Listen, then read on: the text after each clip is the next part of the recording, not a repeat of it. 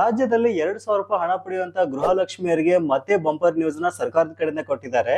Just ತಿಂಗಳಿಗೆ 200 ರೂಪಾಯಿ ಉಳಿಸಿದ್ರೆ ಸಾಕು 3 ಲಕ್ಷ ರೂಪಾಯಿ ಸಾಲ ಕೊಡ್ತೀವಿ ಅಂತ ಹೊಸ ಕೋಆಪರೇಟಿವ್ ಬ್ಯಾಂಕ್ ನ ಸಹಿತ ಓಪನ್ ಮಾಡಿದ್ದಾರೆ.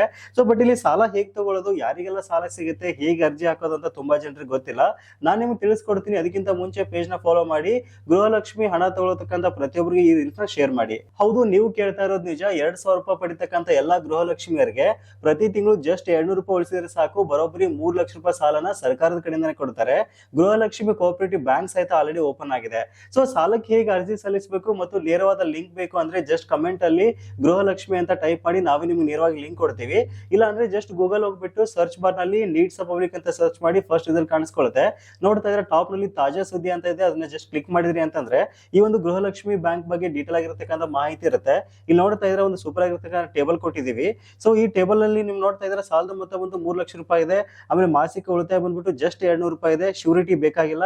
ಬಡ್ಡಿ ದರ ಬಂದ್ಬಿಟ್ಟು ಜಸ್ಟ್ ನಿಮ್ಗೆ 7 to 9% ಅಂದಾಜಲ್ಲಿ ಸಿಗುತ್ತೆ. ಬರೋಬ್ಬರಿ 3 ಲಕ್ಷ ರೂಪಾಯಿ ನಿಮ್ಗೆ 6 ತಿಂಗಳ ನಂತರ ಸಿಗುತ್ತೆ ಅಂತ ಹೇಳ್ಬೋದು.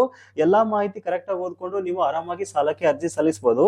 ಆಮೇಲೆ ಗೃಹಲಕ್ಷ್ಮಿ ಹಣ ಪಡಿತಕ್ಕಂಥ ಪ್ರತಿಯೊಬ್ಬರಿಗೂ ಮಿಸ್ ಮಾಡದೆ ಈ ವಿಡಿಯೋನ ಶೇರ್ ಮಾಡಿ, ತುಂಬಾ ಜನರಿಗೆ ಅನುಕೂಲ ಆಗುತ್ತೆ.